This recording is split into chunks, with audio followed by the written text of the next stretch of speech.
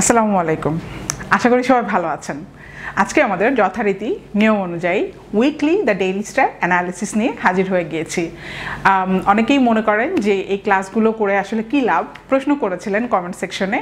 তো তাদের জন্য বলে নিই, যে কোনো চাকরির পরীক্ষায় এবং বিসিএস লিখিত পরীক্ষা সহ যে কোনো চাকরির পরীক্ষায়, ব্যাংক এক্সাম, এনএসআই এক্সাম, যত সরকারি চাকরির পরীক্ষা আছে এবং বিশেষ করে ব্যাংক পরীক্ষাগুলো, তো প্রত্যেকটা চাকরির পরীক্ষার কারেন্ট অ্যাফেয়ার্সের প্রশ্নগুলো কভার করবে আমাদের এই ক্লাস। এবং ক্রিটিক্যাল রাইটিংয়ের অর্থাৎ লিখিত পরীক্ষায় যত ক্রিটিক্যাল রাইটিং আসে সেগুলো কারেন্ট অ্যাফেয়ার্স থেকে আসে এবং ক্রিটিক্যাল রাইটিংয়ের উপরে বিভিন্ন ফোকাস রাইটিং আসে। তো এই সম্পাদকীয়গুলো আমি যে সামারাইজ করে দিই এবং অ্যানালিসিস করি, সেটা আপনার ক্রিটিক্যাল রাইটিংয়ের ক্ষেত্রে অনেক হেল্প করবে। যে কোনো শর্ট নোটস লিখিত পরীক্ষার ক্ষেত্রে সবগুলো কভার করবে আমাদের এই ক্লাস। সো এই জন্য প্রতি সপ্তাহে আমি এই আয়োজনটা করি এবং লিখিত পরীক্ষার জন্য অনেক হেল্পফুল হবে আশা করি। তো ঠিক আছে, আর দেরি না করে আমরা ক্লাসে চলে যাই। Let's start. চলুন আমরা প্রথম সম্পাদকীয়টা দেখে নেই। Why the Himalayan third pole is crucial in climate governance। তাহলে আমরা জানি ক্লাইমেট চেঞ্জ, তারপরে হচ্ছে এনভায়রনমেন্ট, কপ, এই সব রিলেটেড যে কোনো কিছু আমাদের পড়া আবশ্যকীয়। কারণ হচ্ছে বিসিএস রিটেন সিলেবাসের অনেক বড় একটা অংশ কিন্তু এই ক্লাইমেট চেঞ্জ, এনভায়রনমেন্ট নিয়ে কিন্তু আছে, সিলেবাসে কিন্তু আছে। যে কোনো চাকরির পরীক্ষায় কিন্তু ক্লাইমেট নিয়ে কিন্তু প্রশ্ন আসতে পারে। সো এই জন্য আমরা ক্লাইমেট রিলেটেড যে কোনো সম্পাদককে কিন্তু আমরা পড়বো। ঠিক আছে, এখন আমরা দেখি ভিতরে কি লিখেছে। এখানে হিমালয়ান নিয়ে একটা কথা আছে, হিমালয়ান থার্ড পোল। এটা কেন জরুরি ক্লাইমেট গভর্নেন্সের ক্ষেত্রে, ক্লাইমেটের সুশাসনের জন্য এই দ্য হিমালয়ান থার্ড পোল কেন জরুরি। The Himalayan regions fate is tied to climate, connectivity and community. বলছে হিমালয়ের যে এলাকা, এর নিয়তিটা আসলে জড়িত আছে ক্লাইমেট, কানেক্টিভিটি এবং কমিউনিটি, অর্থাৎ জলবায়ু, সংযোগ ব্যবস্থা, কানেক্টিভিটি এবং কমিউনিটি, বিভিন্ন মহলের সাথে কিন্তু related. Climate change is rapidly affecting the region with glaciers melting at unprecedented rates. বলছে যে ক্লাইমেট চেঞ্জটা, জলবায়ু পরিবর্তনটা র্যাপিডলি অ্যাফেক্টিং দিস রিজিয়ন, এই এলাকাটাকে র্যাপিডলি অ্যাফেক্ট করছে, র্যাপিডলি প্রভাবিত করছে। উইথ গ্লেশিয়ার্স মেল্টিং, গ্লেশিয়ার্স মানে তো আমরা জানি যে অনেক বড় বড় উঁচু যে স্তূপ, বরফের স্তূপকে গ্লেশিয়ার বলা হয়। ঠিক আছে, তো glaciers melting at a unprecedented rate. Unprecedented মানে কি, যেটা আগে দেখা যায়নি। আনপ্রেসিডেন্টেড, আগে যেটা কখনো আমরা দেখিনি, সেটাই হচ্ছে আনপ্রেসিডেন্টেড। তাহলে আগে কখনো দেখা যায়নি এমন রেটে, এমন হারেই কিন্তু গ্লেশিয়ারগুলো গলে যাচ্ছে। The Hindu Kush Himalaya region known as the third pole sustains major rivers and ecosystems। তাহলে বলছে হিন্দুকুশ হিমালয় এলাকা, এই যে এখানে ছবি দেওয়া আছে দেখেন, glaciers in the Hindukush Himalaya are melting at unprecedented rates and could lose up to 75% of their volume by 2100। তাহলে এখানে হচ্ছে হিন্দুকুশ হিমালয়া এবং এটা বলছে যে আনপ্রেসিডেন্টেড, আগে দেখা যায়নি, অভূতপূর্ব হারে গলে যাচ্ছে। এই যে এগুলো হচ্ছে গ্লেশিয়ার্স বলা হয়। এই যে বড় বড় স্তূপ দেখতে পাচ্ছেন, পাহাড়, সেগুলোকে, বরফের পাহাড়কে আমরা গ্লেশিয়ার বলে ইংলিশে। এবং could lose up to 75% of their volume by 2100। 2100 সাল এর মধ্যে 75% কিন্তু হারিয়ে যাবে এই হিন্দুকুশ হিমালয়ার যে পর্বতগুলো। তো এখানে বলছে দ্য হিন্দুকুশ হিমালয় রিজিয়ন, এই হিন্দুকুশ হিমালয় এলাকাটা known as the third pole. তাহলে এই যে থার্ড পোল বলা হয়, এই হিন্দুকুশ হিমালয় এলাকাকেই থার্ড পোল বলা হয়, অর্থাৎ তৃতীয় পোল বা মেরু, তৃতীয় মেরু। ঠিক আছে, আমরা যে জানি না নর্থ পোল, সাউথ পোল, এটা হচ্ছে থার্ড পোল বা তৃতীয় মেরু। সাস্টেইনস মেজর রিভার্স অ্যান্ড ইকোসিস্টেম। তাহলে এই থার্ড পোলটা সাস্টেইন করে মেজর রিভার এবং ইকোসিস্টেম, অনেক বড় বড় নদী এবং ইকোসিস্টেম, বাস্তু সংস্থাকে সাপোর্ট করে। সাস্টেইন মানে কি, মানে প্রোভাইড করে বা বাঁচিয়ে রাখে। Glacial melt threatens water and food security for billions downstream. তো যে গ্লেশিয়াল মেল্ট, এই যে গলে যাচ্ছে, পর্বতগুলো যে গলে যাচ্ছে, এটা থ্রেটেন করছে ওয়াটার অ্যান্ড ফুড সিকিউরিটি, খাদ্য নিরাপত্তা এবং পানি, ঠিক আছে, ফর বিলিয়নস ডাউনস্ট্রিম, মানে বিলিয়ন বিলিয়ন মানুষের পানি এবং খাদ্য নিরাপত্তাকে থ্রেটেন করছে, মানে হুমকির মুখে ফেলছে এই যে গ্লেশিয়াল যেই গলে যাওয়াটা, বরফের যেই পাহাড় গলে যাওয়াটা কিন্তু বিলিয়ন বিলিয়ন মানুষের পানি এবং খাদ্য নিরাপত্তাকে হুমকির মুখে ফেলছে। Record high temperatures and rapid glacier melting events are becoming more frequent. তো বলছে রেকর্ড হাই টেম্পারেচার অর্থাৎ রেকর্ড পরিমাণে উচ্চ তাপমাত্রা এবং র্যাপিড গ্লেশিয়ার মেল্টিং, এবং র্যাপিড মানে কি খুব দ্রুত গলে যাওয়াটা, গ্লেশিয়ার যে গলে যাওয়াটা, এই ইভেন্টগুলো আর বিকামিং মোর ফ্রিকুয়েন্ট, এগুলো আরও এই গলে যাওয়াটা বারবার হচ্ছে, ফ্রিকুয়েন্ট হচ্ছে। Glaciers could lose 30 to 80% of volume by 2100, impacting river flows and causing flash floods. তো এই গ্লেশিয়ারগুলো 30 থেকে 80% কমে যাবে এই 2100 সালের মধ্যে, এবং impacting river flows and causing flash floods. এই রিভার ফ্লো, নদীর যেই প্রবাহটা, সেটা হচ্ছে প্রভাবিত করবে এবং কি করবে, ফ্ল্যাশ ফ্লাড, প্লাবন নিয়ে আসবে, প্লাবন বয়ে নিয়ে আসবে, মানে শুধু বন্যা না, প্লাবনের মতো বন্যা, অর্থাৎ হঠাৎ করে আকস্মিক যে বন্যাগুলো সেগুলো নিয়ে আসবে। Loss of cryosphere leads to cascading chain reactions affecting human security.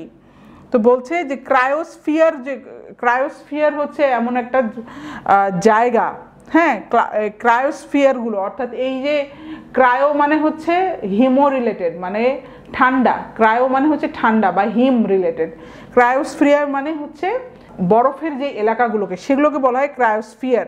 তাহলে এই ক্রায়োস্ফিয়ারগুলো যখন কমে যাবে, লস যখন হারিয়ে ফেলবো, Leeds to cascading chain reactions affecting human security, মানুষের যে নিরাপত্তা সেটা একদম ক্যাসকেডিং মানে কি, মানে ওয়ান বাই ওয়ান সব চেইন রিয়াকশন মানে অ্যাফেক্ট করবে, মানুষের নিরাপত্তাকে ইভেনচুয়ালি এটা অ্যাফেক্ট করবে।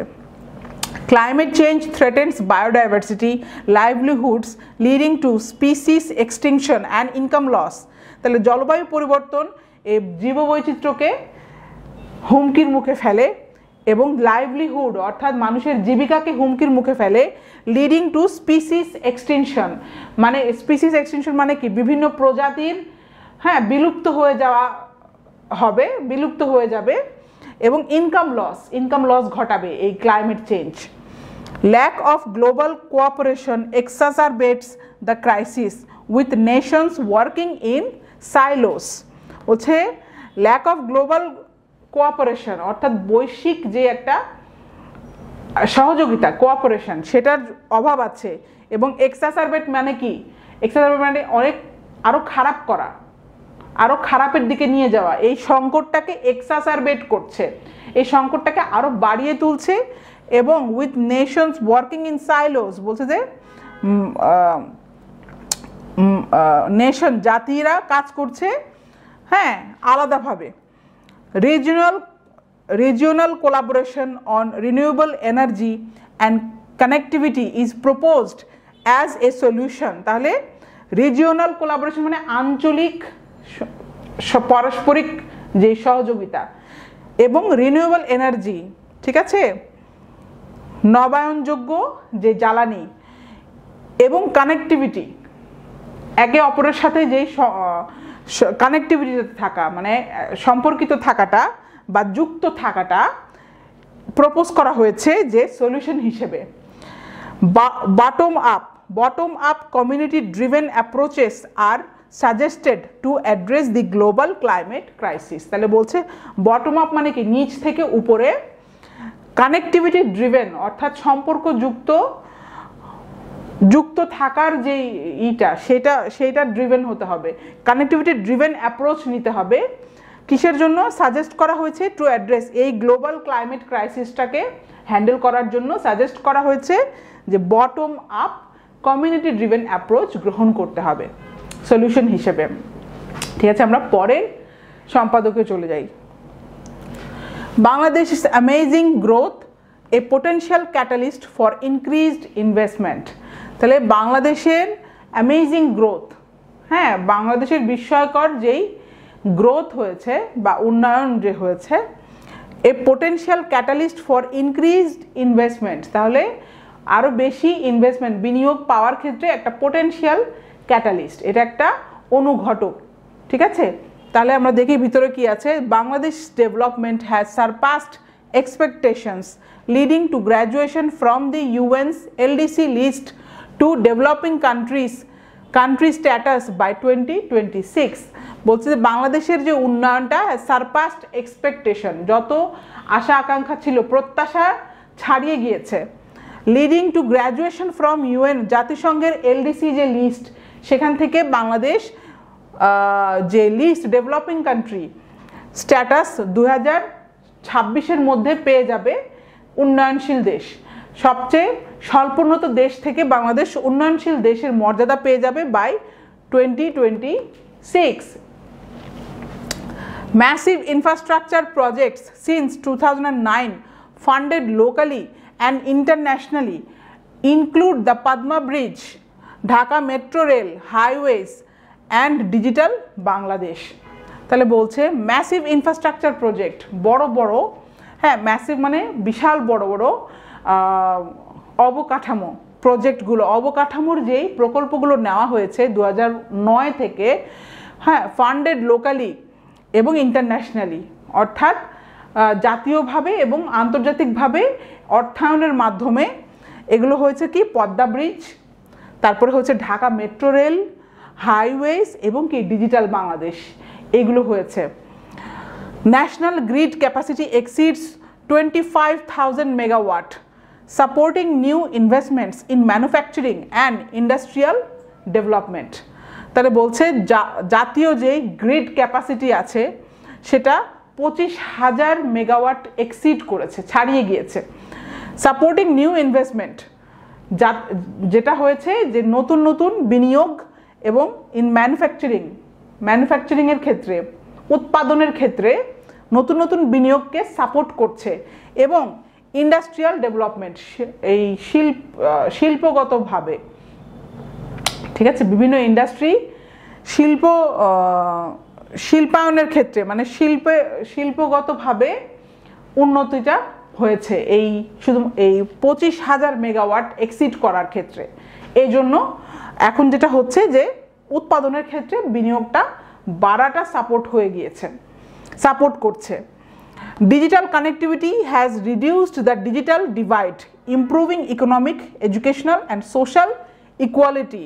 তাহলে ডিজিটাল কানেক্টিভিটি কি করেছে? রিডিউস করেছে ডিজিটাল যে পার্থক্যটা, ডিভাইড, ইমপ্রুভিং ইকোনমিক, অর্থনৈতিক, শিক্ষাগত এবং সোশ্যাল ইকুয়ালিটি, সামাজিক যে সমতা সেটা বাড়িয়ে দিয়েছে। বাংলাদেশের strategic geographic position Faustus regional trade and connectivity with south east Asia and India. এখন বাংলাদেশের যেই কৌশলগত জিওগ্রাফিক যে পজিশন, ভৌগোলিকভাবে যেই পজিশনটা আছে, অবস্থানটা ফস্টার করে। ফস্টার মানে কি? মানে ইনকালকেট মানে কাল্টিভেট করে। ফস্টার মানে হচ্ছে নার্চার করা, ঠিক আছে, আরও প্রমোট করা। তো সেটা রিজিওনাল ট্রেড, আঞ্চলিক যে বাণিজ্য এবং কানেক্টিভিটি, সংযুক্ততা কিসের সাথে? সাউথের সাথে এবং সাউথ ইস্ট এশিয়ার সাথে এবং ইন্ডিয়ার সাথে, এটা প্রমোট করছে বাংলাদেশের যে স্ট্র্যাটেজিক কৌশলগত অবস্থানটা।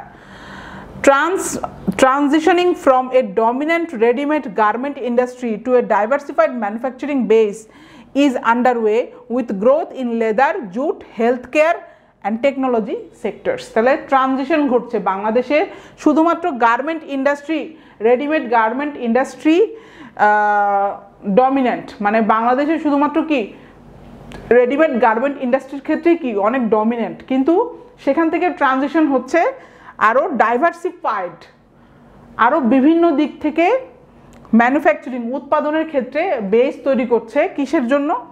ইজ আন্ডারওয়ে মানে এটা হচ্ছে, আস্তে আস্তে হচ্ছে। উইথ গ্রোথ ইন লেজার, চামড়ার ক্ষেত্রে গ্রোথ দেখা গিয়েছে।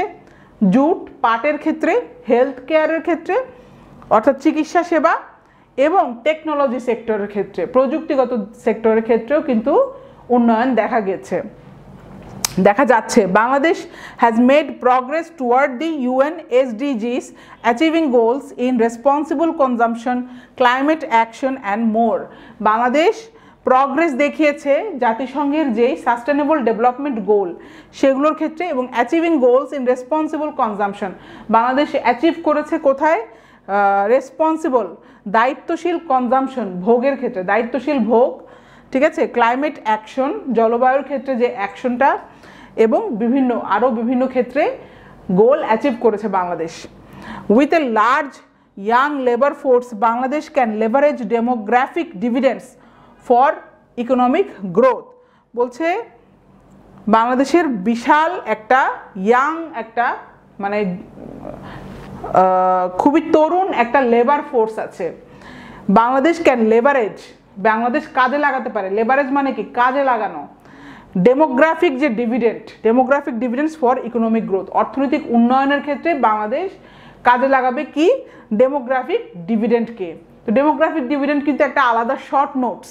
ডেমোগ্রাফিক ডিভিডেন্ড কি এটা কিন্তু আমাদের ভালো মতো জানতে হবে এবং এটা কিন্তু আলাদা প্রশ্ন হতে পারে। ডেমোগ্রাফিক ডিভিডেন্ড কি? ডেমোগ্রাফিক ডিভিডেন্ড ছোট করে বলে নিই যে একটা নির্দিষ্ট বয়সের একটা রেঞ্জ থাকে, ওই বয়সের তরুণ তরুণী বা কর্মক্ষম ওয়ার্কফোর্স যখন একটা দেশের থাকে তখন একটা দেশ খুব সুবিধা পায়, মানে উন্নয়ন করতে পারে, তখন দেশের একটা শক্তি হিসেবে সেটা হয়ে দাঁড়ায়।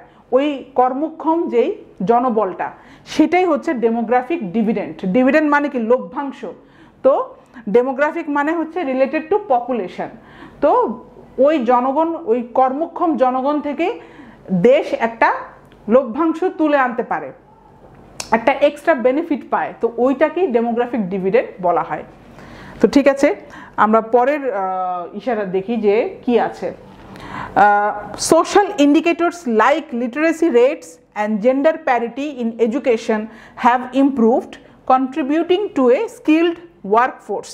তাহলে সোশ্যাল ইন্ডিকেটর মানে সামাজিক যেসব চিহ্নগুলো আছে, সামাজিক যেসব নির্দেশকগুলো আছে, ইন্ডিকেটর মানে নির্দেশক, যেমন লিটারেসি রেট সাক্ষরতার হার, জেন্ডার প্যারিটি অর্থাৎ কি লিঙ্গ যেই সমতা, ইন এডুকেশন শিক্ষার ক্ষেত্রে যেই লিঙ্গ সমতা বা শিক্ষার ক্ষেত্রে যে সমতা সেটা ইমপ্রুভ হয়েছে এবং কন্ট্রিবিউট করেছে কি একটা স্কিলড একটা ওয়ার্কফোর্স, একটা খুবই স্কিলড একটা ওয়ার্কফোর্স তৈরির ক্ষেত্রে এটা কাজে লেগেছে।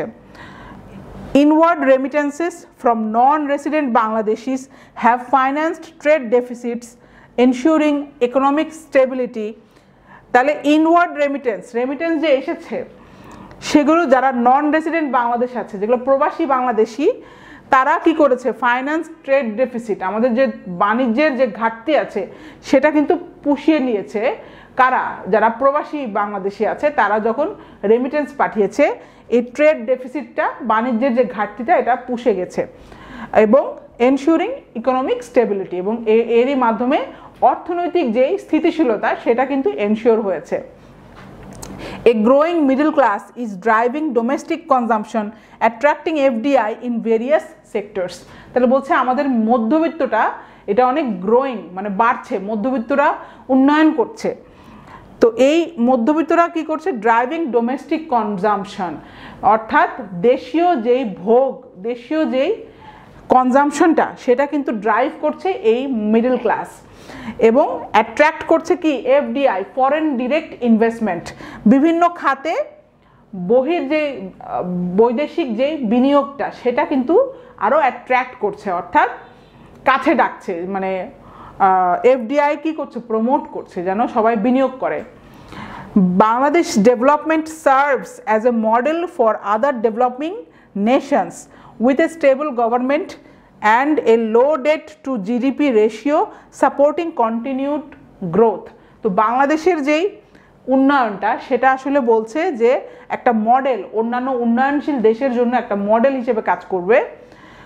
উইথ এ স্টেবল গভর্নমেন্ট হচ্ছে একটা স্থিতিশীল সরকারের সাথে এবং খুবই লো মানে নিম্ন ডেট টু জিডিপি, ঋণ এবং জিডিপির যে রেশিওটা, এটা বলছে যে কন্টিনিউড গ্রোথটা সাপোর্ট করছে বাংলাদেশের, কারণ বাংলাদেশের একটা স্টেবল গভর্নমেন্ট আছে এবং একটা খুবই লো ডেট টু জিডিপি, অর্থাৎ ঋণ আর জিডিপির যে রেশিওটা এটা লো, এই কারণে বাংলাদেশের গ্রোথটা কন্টিনিউ থাকছে।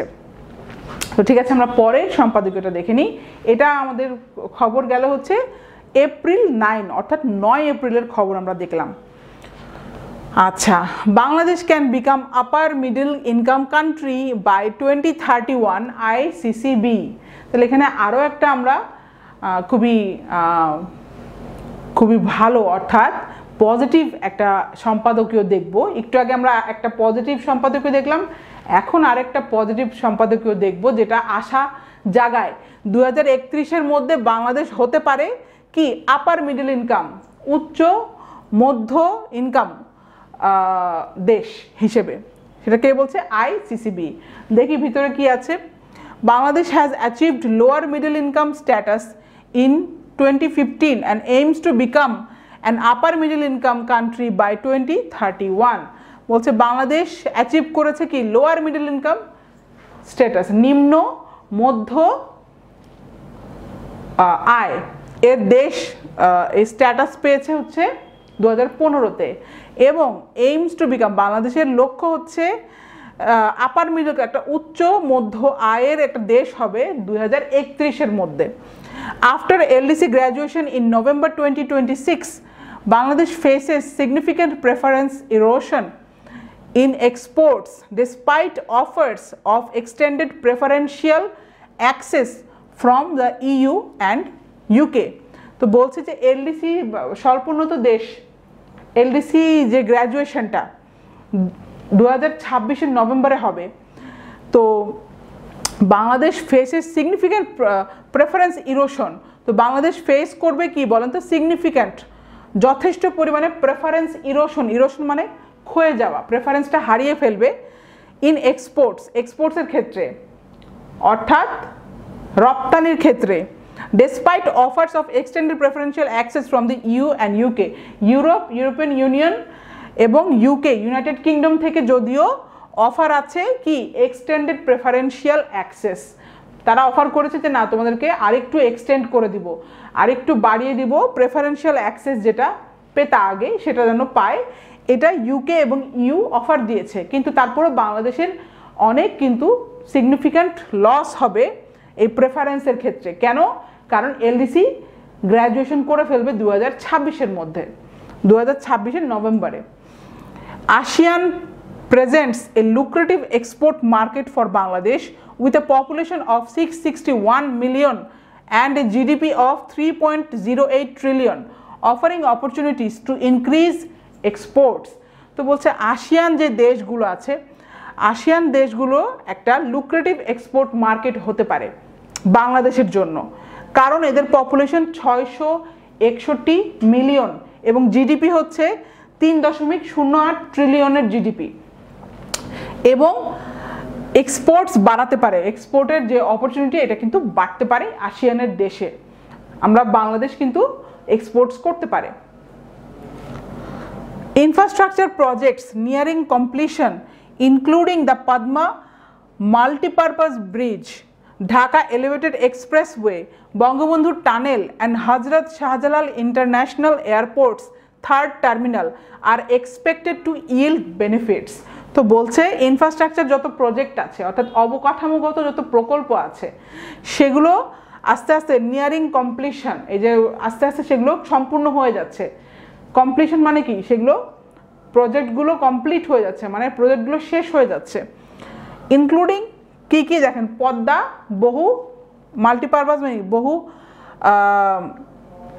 পদ্মা বহুমুখী ব্রিজ, ঢাকার এলিভেটেড যে এক্সপ্রেসওয়ে, বঙ্গবন্ধু টানেল এবং হজরত শাহজালাল ইন্টারন্যাশনাল এয়ারপোর্টের যে থার্ড যে টার্মিনাল, তৃতীয় যে টার্মিনাল, এগুলো যে শেষ হয়ে যাচ্ছে আর এক্সপেক্টেড টু ইল্ড বেনিফিটস। তো আস্তে আস্তে প্রত্যাশা করা যায় যে এগুলো থেকে আমরা অনেক উপকার পাবো, বেনিফিট পাবো, লাভ হবে অনেক। Challenges in 2024 include rising inflation, A balance of payment deficit, budget শর্টফলস, declining foreign exchange reserves, remittance contractions, depreciating currency, income inequality, energy sector imbalances and banking sector issues। তাহলে 2024-এর যে চ্যালেঞ্জগুলো, সেই চ্যালেঞ্জগুলো অনেকগুলো লিস্ট দিয়েছে। দেখেন 2024-এর চ্যালেঞ্জগুলো কি? রাইজিং ইনফ্লেশন, আমাদের যে মুদ্রাস্ফীতিটা বাড়ছে, ইনফ্লেশন কিন্তু এখন অনেক হাই বাংলাদেশে, তো সেগুলো হচ্ছে রাইজিং বাড়ন্ত যে মুদ্রাস্ফীতি, ব্যালেন্স অফ পেমেন্টের যে ডেফিসিট ঘাটতি, বাজেটের শর্টফল, বাজেটের ঘাটতি, ডিক্লাইনিং ফরেন এক্সচেঞ্জ রিজার্ভ, তাহলে ফরেন এক্সচেঞ্জের রিজার্ভটা আমাদের জানি যে অনেক কমে গেছে, তাই না? তো ফরেন এক্সচেঞ্জ রিজার্ভ কিন্তু কমার দিকে।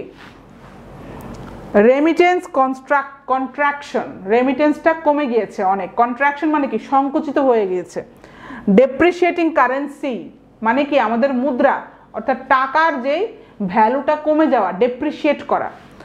ইনকাম ইনইকুয়ালিটি, তাহলে আয়ের যে বৈষম্যটা, আয়ের যে অসমতা।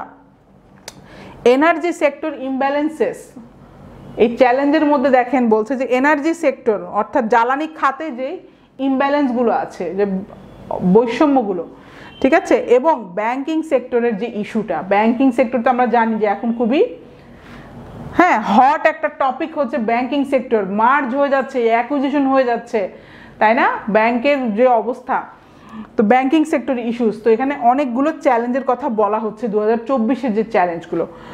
Despite impressive growth rates, Bangladesh faces challenges in diversifying its exports basket with over 80% of total export earnings coming from garment exports। বলছে যদিও বাংলাদেশের ইমপ্রেসিভ যে গ্রোথ রেট, বাংলাদেশের যদিও যে গ্রোথ রেটটা, উন্নয়নের যে হারটা, ঠিক আছে, বৃদ্ধি, বাংলাদেশের যে প্রবৃদ্ধির হারটা যদিও খুবই ইমপ্রেসিভ, তারপরও বাংলাদেশের চ্যালেঞ্জ হচ্ছে এক্সপোর্ট মানে রপ্তানি খাতটা ডাইভার্সিফাই করা, অর্থাৎ বহুমুখীকরণ করা, বৈচিত্র্য, রপ্তানি খাতে বৈচিত্র্য আনাটা খুবই চ্যালেঞ্জিং। কারণ 80% রপ্তানির যে আয় সবই আসে হচ্ছে রেডিমেড, এই যে গার্মেন্টসের রপ্তানি থেকে। তো ঠিক আছে, আমরা পরের চলে যাই, পরের সম্পাদকীয়তে চলে যাই। এটা আমরা দেখলাম 9 এপ্রিলের সম্পাদকীয়। Iran's attacks on Israel bark not bite. তাহলে এখন আমরা দেখব ইরানের যে ইসরায়েলের উপরে যে অ্যাটাকটা, সেটা হচ্ছে বার্ক নট বাইট। মানে কি? বার্ক মানে কি? ঘেউ ঘেউ করা, তাই না? আর নট বাইট, এটা কামড় না, বরং এটা একটা ডাক হতে পারে। ঠিক আছে, এখন আমরা দেখব ভিতরে কি আছে। আচ্ছা, সবার আগে আমরা একটু ছবিটা দেখে নিই। US president Joe Biden meeting with members of the national security team regarding the unfolding missile attacks on Israel from Iran in Washington DC on April 13, 2024। তাহলে 13ই এপ্রিলে যেই মিসাইল অ্যাটাক হয়েছে, এই যে US president Joe Biden meeting with members of national security team, এটা national security টিমের সাথে দেখা করছে regarding the unfolding missile attacks on Israel from Iran. Iran থেকে ইসরায়েলের উপরে যেই অ্যাটাকটা হচ্ছে এটা নিয়ে বসেছে আর কি জো বাইডেন ন্যাশনাল সিকিউরিটি টিমের সাথে। আর এটা দেখেন 16 তারিখ, এপ্রিল 16, 16 তারিখের কিন্তু এটা সম্পাদকীয়। কারণ কি বলুন তো, ঈদের আমাদের ছুটি গিয়েছে, ছুটিতে কিন্তু পেপার বন্ধ ছিল, অর্থাৎ ফিজিক্যাল যে পেপারটা সেটা বন্ধ ছিল। অনলাইনে যদিও আপডেট ছিল, তা আমরা যেহেতু ফিজিক্যাল পেপারটা কভার করি, সো আমরা সরাসরি এপ্রিল 16-এর খবর দেখছি। তো ঠিক আছে, এখন আমরা দেখি ভিতরে কি আছে সম্পাদকীয়র ভিতরে। Iran launched a significant drone attack on Israel scene as retaliation for Israeli actions in Damascus. তাহলে ইরান করেছে কি? লঞ্চ করেছে সিগনিফিক্যান্ট একটা ড্রোন অ্যাটাক অন ইসরায়েল, এবং এটা scene as retaliation for Israeli actions in Damascus. এটা একটা প্রতিশোধ হিসেবেই দেখা হচ্ছে, কারণ ইসরায়েল আবার দামাস্কাসে অ্যাটাক করেছিল ইরানের উপরে, অর্থাৎ ওই যে দামাস্কাসের যে ইটা ছিল, এম্বাসিটা ছিল, সেখানে যে হামলা করেছে সেটারই একটা প্রতিশোধ হিসেবে ইরান কি করেছে, লঞ্চ করেছে সিগনিফিক্যান্ট ড্রোন অ্যাটাক ইসরায়েলের উপরে। The attack was unprecedented in scale but seemed more symbolic than damaging. তো বলছে যদিও অ্যাটাকটাকে আগে এরকম আমরা অভূতপূর্ব, এই অ্যাটাকটা ছিল অভূতপূর্ব অ্যাটাক, অর্থাৎ এর আগে আমরা এরকম অ্যাটাক দেখিনি, কিন্তু দেখে বোঝা যাচ্ছে যে seemed more symbolic, বলছে এটা একটা প্রতীকী অ্যাটাক মনে হলো, rather than damaging, বলছে ক্ষতিকারক না বরং এটা একটা প্রতীকী অ্যাটাক হিসেবেই বোঝা যাচ্ছে, দেখা যাচ্ছে। সিম মানে কি, মনে হচ্ছে, তাই না? সো সবাই বলছে যদিও এরকম এই স্কেলের এই পর্যায়ের আমরা অ্যাটাক এর আগে দেখিনি, কিন্তু তবুও এটা একটা প্রতীকী অ্যাটাকই মনে হচ্ছে, rather than damaging. US intelligence anticipated the attack but expected Iran to avoid targeting US forces directly. তাহলে US এর যে ইন্টেলিজেন্স তারা হচ্ছে মানে গোয়েন্দা সংস্থা, US এর যে গোয়েন্দা সংস্থা সেগুলো অ্যান্টিসিপেট করেছে দি অ্যাটাকটাকে অ্যান্টিসিপেট অর্থাৎ অ্যাটাকটাকে আগেই বুঝতে পেরেছিল যে অ্যাটাক হবে, but expected Iran to avoid targeting US forces directly. বলছে যদিও US এর গোয়েন্দা সংস্থাগুলো অ্যাটাকটা অ্যান্টিসিপেট করেছিল, অর্থাৎ বুঝতে পেরেছিল, আগাম বুঝতে পেরেছিল যে অ্যাটাক একটা হবে, বাট তারা ভাবেনি যে ইরান সরাসরি আমেরিকার ফোর্সকে, আমেরিকার যেই ফোর্স আছে সেখানে যে টার্গেট করবে এটা আসলে তারা ভাবেনি। তারা এক্সপেক্ট করেছিল যে ইরান আসলে অ্যাভয়েড করবে, আমেরিকাকে সরাসরি অ্যাটাক করা থেকে বিরত থাকবে, এটাই প্রত্যাশা করেছিল। Despite warnings, the attack caused little physical damage but raised concerns of Israeli retaliation. বলছে যদিও অনেক ওয়ার্নিং ছিল, the attack caused little physical damage, এই অ্যাটাকটা খুবই কম ফিজিক্যাল ড্যামেজ ঘটিয়েছে, but raised concerns of Israeli retaliation, এখন আবার কনসার্ন উদ্বেগ ঘটিয়েছে, উদ্বেগ বাড়িয়েছে যে ইসরায়েল আসলে রিটালিয়েশন করবে। রিটালিয়েশন মানে কি, প্রতিশোধ, ইসরায়েল আবার প্রতিশোধ নেবে, এটাই হচ্ছে উদ্বেগ বাড়িয়েছে। The US publicly supported Israel but privately warned against an Israeli counter offensive. বলছে যদিও প্রকাশ্যে পাবলিকভাবে দেখেন আমেরিকা ইসরায়েলকেই সাপোর্ট করেছে, বাট প্রাইভেটলি অর্থাৎ আবার চুপি চুপি, ঠিক আছে, ওয়ার্নিং দিয়েছে ইসরায়েলকে যে তোমরা কিন্তু কাউন্টার অফেন্সিভ নিও না, মানে আবারও তোমরা আবার একটা প্রতিশোধের হামলাটা নিতে যেও না। Netanyahu's history of clashes with US administrations over Iran complicates the situation. বলছে নেতানিয়াহু, বেনিয়ামিন নেতানিয়াহু যে আছে তার একটা হিস্ট্রি আছে, ক্ল্যাশ হওয়ার হিস্ট্রি আছে আমেরিকা এবং ইরানের উপরে, এই যে with US administration over Iran, ইরানকে নিয়ে আমেরিকার সাথে নেতানিয়াহুর একটা হিস্ট্রি আছে যে ক্ল্যাশ হয়, যে মিলে না, মতের মিল নাই। তো এইটা বলছে কমপ্লিকেটস দ্য সিচুয়েশন, বলছে এই জন্যই অবস্থানটা এখন, সিচুয়েশনটা, পরিস্থিতি এখন খুবই কমপ্লিকেটেড, কারণ নেতানিয়াহুর হিস্ট্রি আছে, সে কিন্তু আমেরিকার কথা শুনেনি, এর আগে ইরানকে নিয়ে কিন্তু আমেরিকার পরামর্শ Netanyahu শুনেনি। The focus on Iran's attack detracts attention from the ongoing conflict in Gaza, where Israeli actions continue to cause casualties. তো বলছে এখন ইরানের অ্যাটাকের উপরে যে ফোকাসটা, এইটা detracts attention from the ongoing conflict, এখন যে চলমান যে সংঘাত চলছে সেটার থেকে ফোকাসটা সরিয়ে ফেলেছে এই ইরানের হামলাটা। এই গাজাতে যে একটা কনফ্লিক্ট চলছে আমরা জানি, সংঘাত চলছে, সেই গাজার সংঘাত থেকে ফোকাসটা আসলে সরে গিয়েছে কারণ ইরানের অ্যাটাকের জন্য। War Israeli actions continue to cause casualties, এই গাজাতে কিন্তু ইসরায়েলি যে ফোর্স কিন্তু এখনও অনেক হতাহত ঘটিয়ে চলছে, ক্যাজুয়ালিটি ঘটাচ্ছে। Israel's response remains uncertain with potential for escalation. এখন ইসরায়েল কি করবে সেটা কিন্তু, এই যে ইসরায়েলের যে রেসপন্সটা এটা এখনও আনসার্টেন, অনিশ্চিত, এই জন্যই বলছে যে পোটেনশিয়াল আছে এসকালেশন, মানে এটা আরও খারাপের দিকে যাবে, এই পোটেনশিয়ালটা কিন্তু আছে।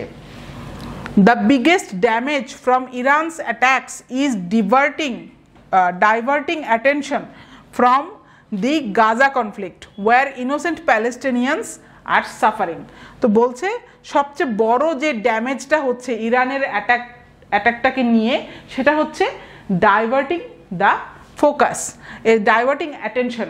গাজাতে যেই সংঘাতটা চলছে সেটার থেকে আসলে অ্যাটেনশনটা সরিয়ে ফেলেছে এই ইরানের অ্যাটাকটা।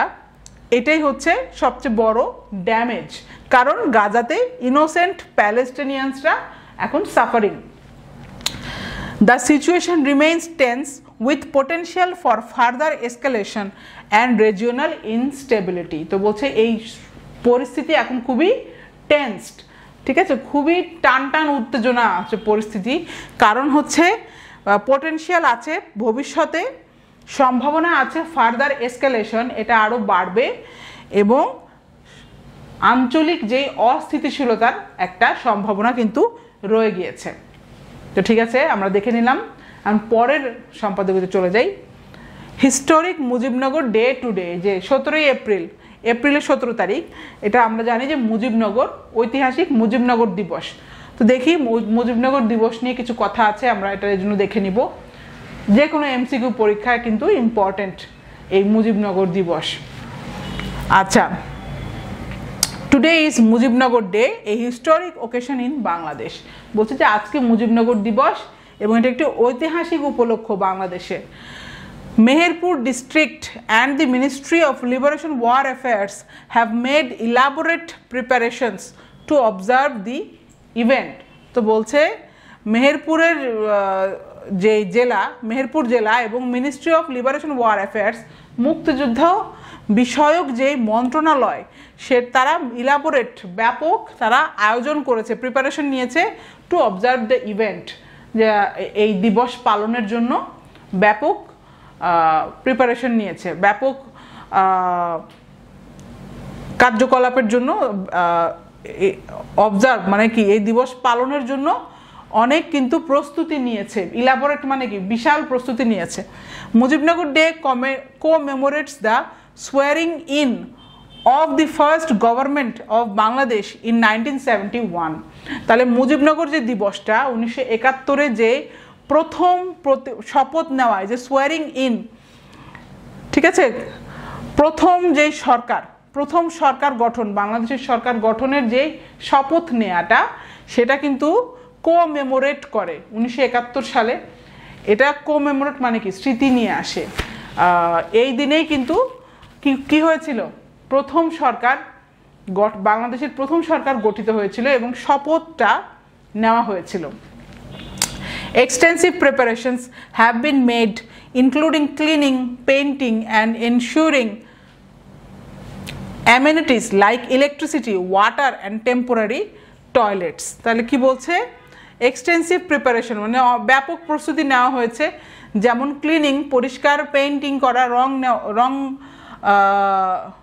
দেওয়া, এনশিওরিং অ্যামেনিটিস, বিভিন্ন সুবিধা যেমন ইলেকট্রিসিটি, তারপরে হচ্ছে ওয়াটার, পানি, এবং টেম্পোরারি অস্থায়ী টয়লেটও প্রিপারেশন নেওয়া হয়েছে। The Meherpur district police have implemented a comprehensive security program to maintain law and order. তাহলে মেহেরপুর জেলা কি করেছে, মেহেরপুর জেলা police a comprehensive security program, একটা খুবই কম্প্রিহেন্সিভ মানে কি, অনেক ব্যাপক একটা নিরাপত্তার প্রোগ্রাম বাস্তবায়ন করেছে to maintain law and order, আইন এবং শৃঙ্খলা মেনটেন করার জন্য ব্যাপক একটা প্রস্তুতি নিয়েছে, ব্যাপক নিরাপত্তা কর্মসূচি গ্রহণ করেছে এই Meherpur district police. CCTV cameras will monitor the main stage and a police control room has been set up for immediate security responses. তাহলে সিসিটিভি ক্যামেরা মনিটর করবে মেইন স্টেজ এবং police control room has been set up for immediate security response. তাহলে তাৎক্ষণিক security, নিরাপত্তা রেসপন্সের জন্য একটা police control room set up করা হয়েছে। Traffic management measures have been tightened for the occasion. তাহলে এই উপলক্ষের জন্য ট্রাফিক ম্যানেজমেন্টও পদক্ষেপ নেওয়া হয়েছে। The district Awami League has also made extensive preparations for the event. তাহলে বলছে জেলার আওয়ামী লীগ, অর্থাৎ মেহেরপুর জেলার যে আওয়ামী লীগ, তারা এক্সটেন্সিভ প্রিপারেশন নিয়েছে এই উপলক্ষের জন্য। Liberation war minister Mozammel Haque will be the chief guest at Mujibnagar day programme.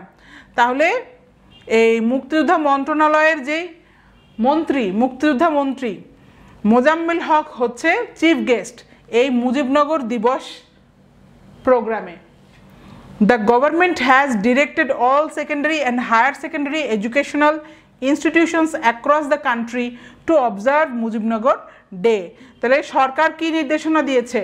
যত সেকেন্ডারি, অল সেকেন্ডারি, ঠিক আছে, অর্থাৎ সকল মাধ্যমিক এবং উচ্চ মাধ্যমিক যেই শিক্ষা প্রতিষ্ঠান আছে পুরো দেশের, তারা যেন মুজিবনগর দিবসটা পালন করে এই নির্দেশনা সরকার দিয়েছে। Educational institutions will conduct observance in the presence of available students as per government instructions। তাহলে শিক্ষা প্রতিষ্ঠানগুলো কি করবে? অবজারভেন্স এই পালন করবে কিভাবে? In the presence of available students, যত স্টুডেন্ট আছে তাদের উপস্থিতির উপরে ভিত্তি করে গভর্নমেন্ট ইনস্ট্রাকশনের মানে গভর্নমেন্টের নির্দেশনা অনুযায়ী যত উপস্থিত শিক্ষার্থীদেরকে নিয়ে বিভিন্ন প্রতিষ্ঠানগুলো এই অবজারভেন্সটা করবে, অর্থাৎ এই দিবসটা পালন করবে। ঠিক আছে, পরের সম্পাদকীয় হচ্ছে Israel Iran hell on earth. তাহলে আমরা ইসরায়েল ইরান নিয়ে আরও একটা সম্পাদকীয় দেখব, সেটা হচ্ছে 17 এপ্রিলেরই, সেটা আমরা দেখি। Iranian attacks on Israeli soil with drones and missiles have raised tensions in the Middle East। তো বলছে যে মধ্যপ্রাচ্যে এই ইরানের যে অ্যাটাক ইসরায়েলের উপরে এই ড্রোন এবং মিসাইলের মাধ্যমে, তো বলছে এই টেনশন বাড়িয়ে দিয়েছে মধ্যপ্রাচ্যে। There is a resurgence of Shia supremacists in Iran, indicating a shift in Iran's strategic approach। তো বলছে শিয়া সুপ্রিমেসিস্ট যারা শিয়া সুপ্রিমেসিস্ট, এই ইরানে শিয়া সুপ্রিমেসিস্ট আছে কিছু, এরা হচ্ছে এদের রিসার্জেন্স হয়েছে, এরা আবার উত্থান ঘটেছে।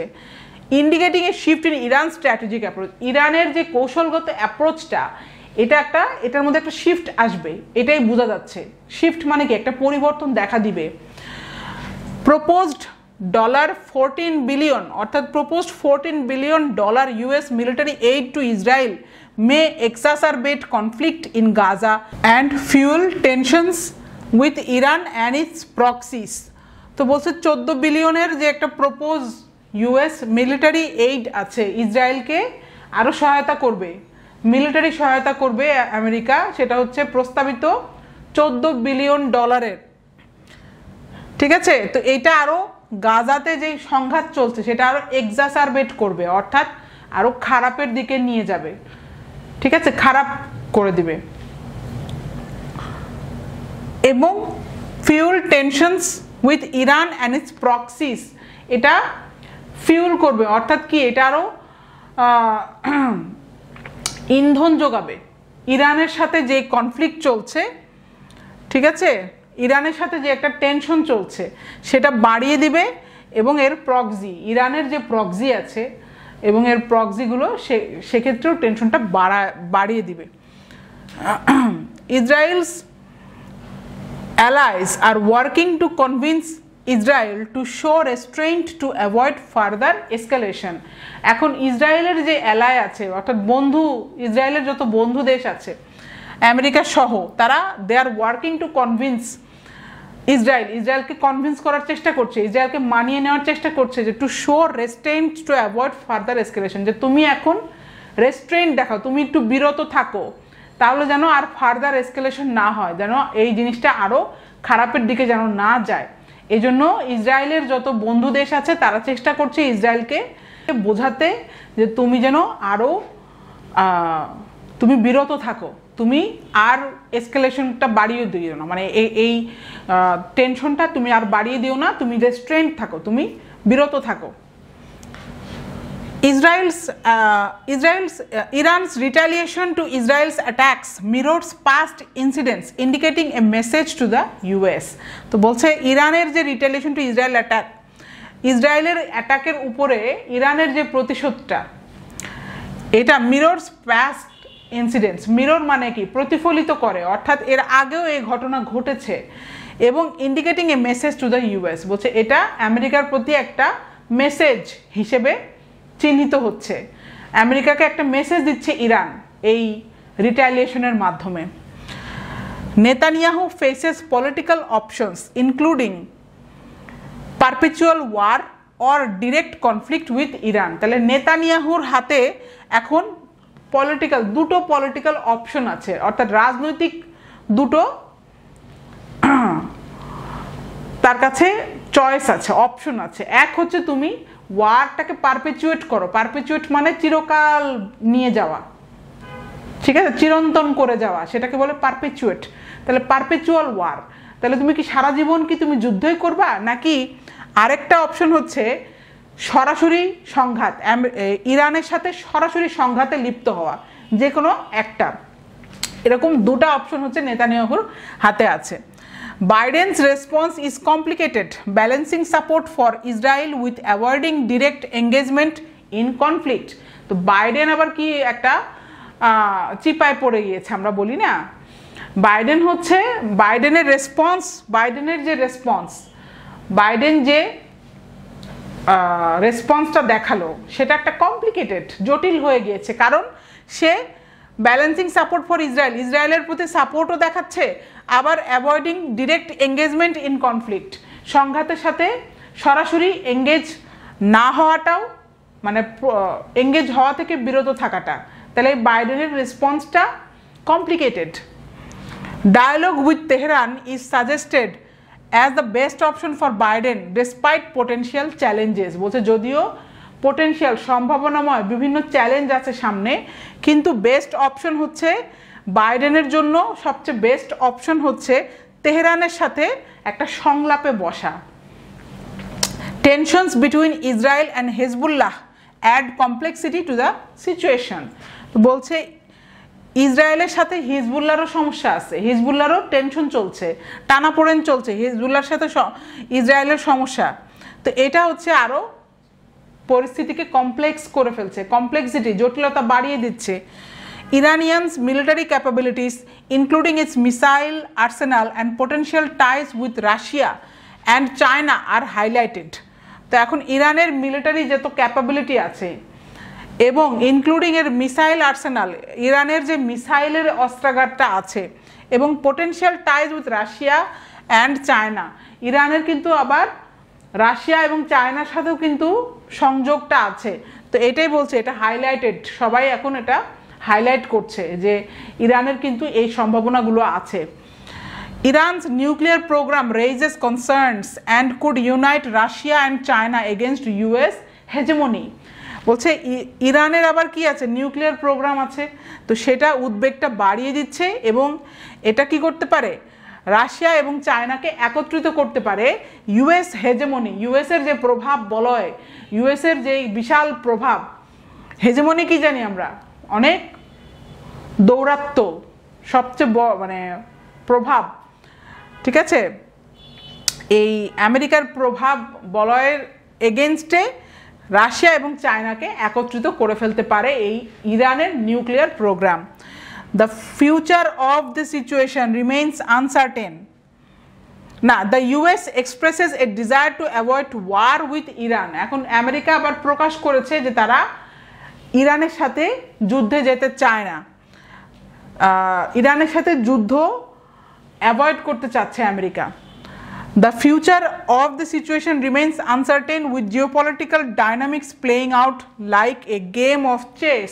বলছে এই পরিস্থিতির যে ভবিষ্যৎ সেটা আসলে অনিশ্চিত, কারণ হচ্ছে জিওপলিটিক্যাল ভূ রাজনৈতিক যে ডাইনামিকগুলো, ভূ রাজনৈতিক যেসব ডাইনামিক্স কাজ করছে সেগুলো আসলে একটা গেম অফ চেস, একটা দাবার খেলার মতোই কিন্তু প্লে আউট করছে। যত জিওপলিটিক্যাল ডাইনামিকের বাংলাটা আসলে ভুলে গিয়েছি, এটা আসলে ঠিক বাংলাটা ওরকম নাই। ডাইনামিক মানে হচ্ছে কিভাবে একজন আরেকজনের সাথে কাজ করছে, একজন আরেকজনের যে রেসপন্সটা ডাইনামিক, ঠিক আছে, এটা বুঝে নিতে হবে। একজন আরেকজনের সাথে কিভাবে রেসপন্ড করে সেটাকে আমরা বলবো ডায়নামিক্স। তো ঠিক আছে, আমরা পরের সম্পাদকীয়তে চলে যাই। How a war in the Middle East could impact South Asia. তাহলে আমরা জানি পলিটিক্স ইন সাউথ এশিয়া সরাসরি বিসিএস রিটেন সিলেবাসের কিন্তু অংশ, সিলেবাসে দেওয়া আছে topic politics in South Asia. তাহলে সাউথ এশিয়াতে যা যা ঘটছে রাজনৈতিকভাবে যত চেঞ্জ আসছে আমাদের দেখতে হবে। আর এখনও এটা কি বলছে, একটা মধ্যপ্রাচ্যের যুদ্ধ কিভাবে আসলে সাউথ এশিয়াকে ইম্প্যাক্ট করবে, প্রভাবান্বিত করবে, সেটা আমরা এখন দেখব। আচ্ছা, এটা হচ্ছে এপ্রিল 17, এটাও 17 এপ্রিলের news. Israel's attack on Iran's embassy in Syria sparked retaliation in the form of missile attacks by Iran. তাহলে ইসরায়েল যে ইরানের এমবাসির উপরে, সিরিয়াতে ইরানের এমবাসি আছে, তো ইরানের এমবাসি সিরিয়াতে ইরানের এমবাসিতে ইসরায়েল কি করেছে, অ্যাটাক করেছে, এবং এই রিটালিয়েশনটা হয়েছে in the form of missile attacks by Iran. তো এটারই প্রতিশোধ হিসেবে ইরান কি করলো, মিসাইল অ্যাটাক করলো। The attack on the embassy was seen as a violation of diplomatic norms with no condemnation from Israel's Western allies. তো বলছে এম্বাসির উপরে যে অ্যাটাকটা, এটা আসলে ডিপ্লোম্যাটিক কূটনৈতিক যত প্রথা আছে সেটার একটা ভায়োলেশন হিসেবেই দেখা হচ্ছে, এবং with no condemnation from Israel's Western allies, যেখানে ইসরায়েলের যত ওয়েস্টার্ন যত বন্ধু দেশ আছে সেখান থেকে কোনো কন্ডেমনেশন, নিন্দাটা আসে নাই। তো এটা আরও খারাপ আর কি, কোনো নিন্দা পাওয়া যায় নাই। Iran's support for regional allies like Hamas, Hezbollah, Houthis and Iraqi militias has been low level and not directly linked to recent major attacks on Israel.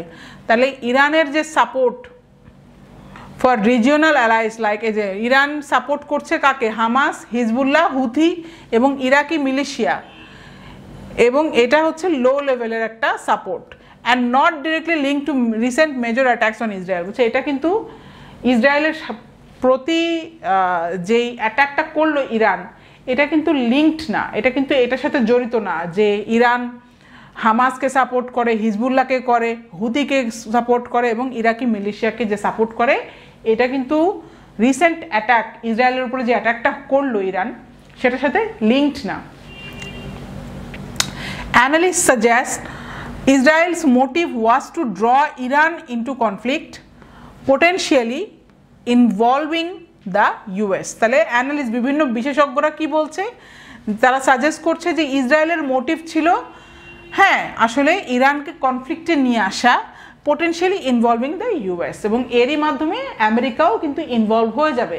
তো বলছে এটাই ছিল ইসরায়েলের আসলে উদ্দেশ্য, যে ইরানকে সংঘাতের মধ্যে নিয়ে আসাটা। Iranian attacks caused limited damage and Iran signaled no intention for further retaliation. তো বলছে ইরানের যে অ্যাটাকটা সেটা কিন্তু কোনো সেটা খুবই লিমিটেড ড্যামেজ ঘটিয়েছে, খুবই স্বল্প পরিসরে ক্ষতি ঘটিয়েছে, এবং ইরান সিগন্যাল দিয়েছে যে no intention for further retaliation. বলছে ইরান কিন্তু দেখাচ্ছে যে আমি আর রিটালিয়েট করব না, আমি আর প্রতিশোধ নিব না, এই যা করেছি তাই, এবং এটা খুবই limited damage. Pressure from the US exists to avoid escalating conflict due to concerns about the global economy and the ongoing Gaza war. তাহলে বলছে আমেরিকা থেকেও প্রেশার আছে যে এসকেলেটিং কনফ্লিক্ট অ্যাভয়েড করো, অর্থাৎ এই সংঘাতটা বাড়ানোটাকে অ্যাভয়েড করো, due to concerns about the global economy, বিভিন্ন বৈশ্বিক যে অর্থনীতি এই বিষয়ে উদ্বেগ, এবং গাজার যে যুদ্ধটা এই বিষয়ে উদ্বেগের কারণে আমেরিকা থেকে প্রেশার আছে যে তোমরা থামিয়ে দাও এই কনফ্লিক্ট, তোমরা সংঘাতটা এখন অ্যাভয়েড করো। A wider conflict could significantly impact South Asian nations due to their economic ties with the Middle East. তো বলছে একটা বড় আকারের সংঘাত, এটা কিন্তু সাউথ এশিয়ান যে দেশগুলো আছে সেগুলোকে যথেষ্ট পরিমাণে, সিগনিফিকেন্টলি মানে কি, যথেষ্ট পরিমাণে প্রভাবিত করবে, কারণ এই অর্থনৈতিকভাবে মধ্যপ্রাচ্যের সাথে এরা সংযুক্ত আছে। India issued a travel advisory affecting citizens travelling to Israel and Iran. তো ইন্ডিয়া কি করেছে, একটা ট্রাভেল অ্যাডভাইজারি, ট্রাভেল মানে অর্থাৎ ভ্রমণের একটা পরামর্শ দিয়েছে যে ইসরায়েল এবং ইরানে যারা ট্রাভেল করছে তাদের তাদের তাদের প্রতি একটা ট্রাভেল অ্যাডভাইজারি ইন্ডিয়া কিন্তু ইস্যু করেছে। Pakistan faces challenges due to its proximity to Iran and close ties with Saudi Arabia balancing its relationships carefully. Pakistan আবার চ্যালেঞ্জ ফেস করছে কেন? কারণ পাকিস্তানের সাথে আবার ইরানের একটা প্রক্সিমিটি আছে, ক্লোজনেস আছে, এবং ক্লোজ টাই আরও গভীর সম্পর্ক আছে হচ্ছে সাউদি আরাবিয়ার সাথে, ব্যালেন্সিং ইটস রিলেশনশিপস কেয়ারফুলি। তো এখন বলছে যে পাকিস্তান ব্যালেন্স করছে এর সম্পর্কগুলো খুবই carefully. Saudi Arabia is crucial for Pakistan's economy, providing remittances and loans, while Iran presents challenges such as smuggling across the border. তো বলছে সাউদি আরবিয়া, পাকিস্তানের অর্থনীতির জন্য সাউদি আরবিয়া খুবই ইম্পর্টেন্ট, এবং কারণ সাউদি আরবিয়া কী করে, এই যে রেমিটেন্স প্রোভাইড করে এবং লোন দেয়, যেখানে Iran presence challenges such as smuggling across the border, যেখানে ইরানটা একটা চ্যালেঞ্জ হিসেবে আছে। কারণ কি, স্মাগলিং অ্যাক্রস দি বর্ডার, এখানে বর্ডারের ক্ষেত্রে স্মাগলিংটা হয়। এখানে ছবিটা দেখি আমরা, the impact of a widening Gaza war would be especially severe for South Asian nations, as the Arabian Gulf is the world's biggest oil producing region. If a full-scale war breaks out, where the animosity between Saudi Arabia and Iran also aggravates, it would jack up oil prices to unimaginable levels and may also affect the flow of goods through the Suez Canal. তাহলে বলছে যে Gaza war যদি এখন এটা যদি আরও বাড়ে, সেক্ষেত্রে সাউথ এশিয়ান নেশনদের প্রতি, সাউথ এশিয়ার যে দেশগুলো আছে সেক্ষেত্রে খুবই ইম্প্যাক্টটা খুবই খারাপ হবে, খুবই তীব্র একটা ইম্প্যাক্ট হবে।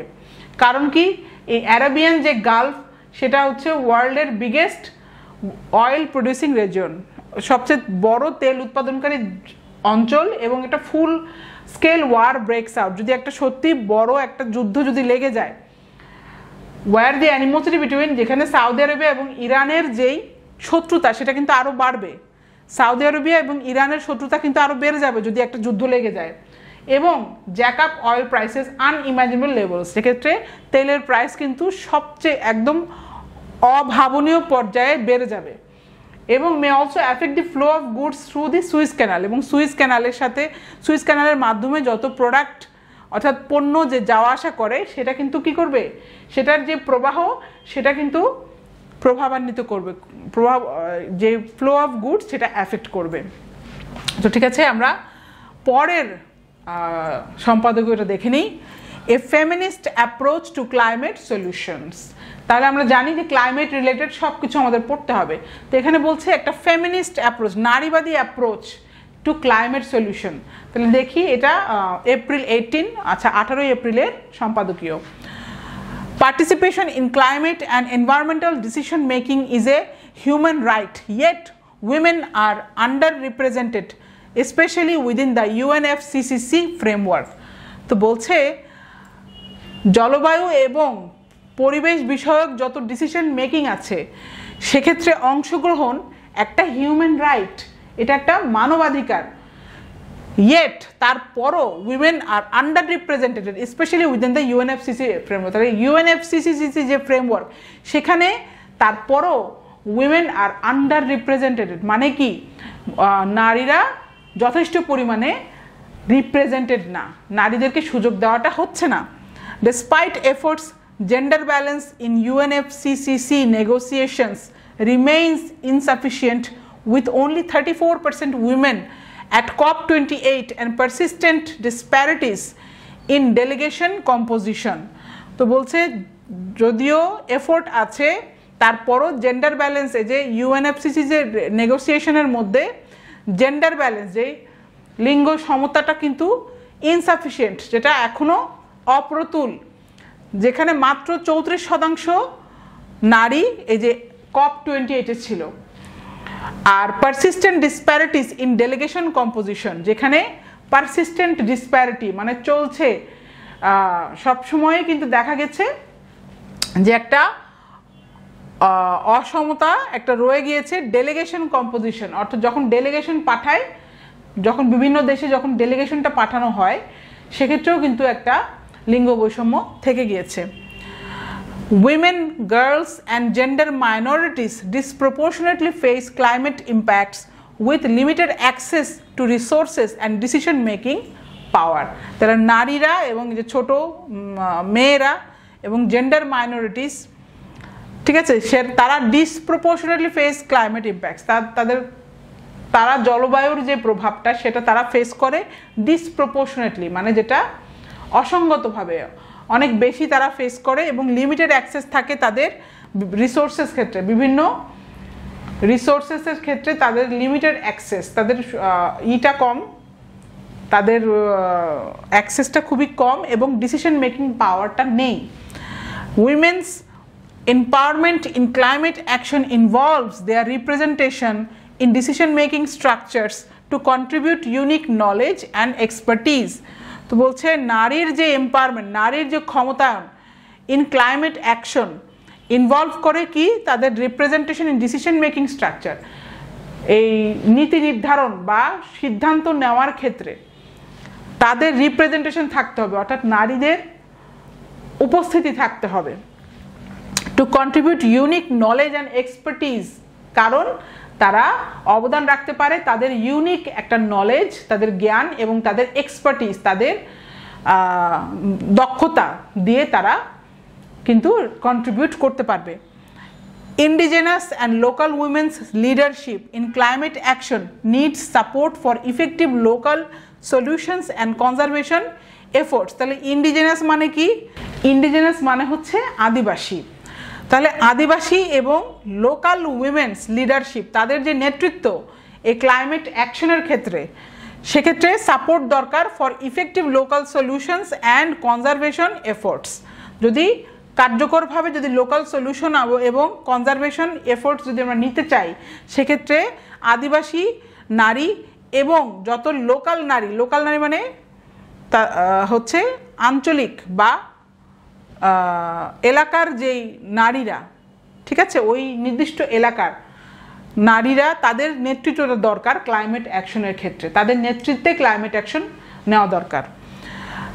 Gender perspectives must be mainstreamed into policies, plans and interventions for sustainable development and climate action. তাহলে এই যে লিঙ্গভিত্তিক জেন্ডার পার্সপেক্টিভস, এই প্রেক্ষাপটটা, ঠিক আছে, লিঙ্গের যেই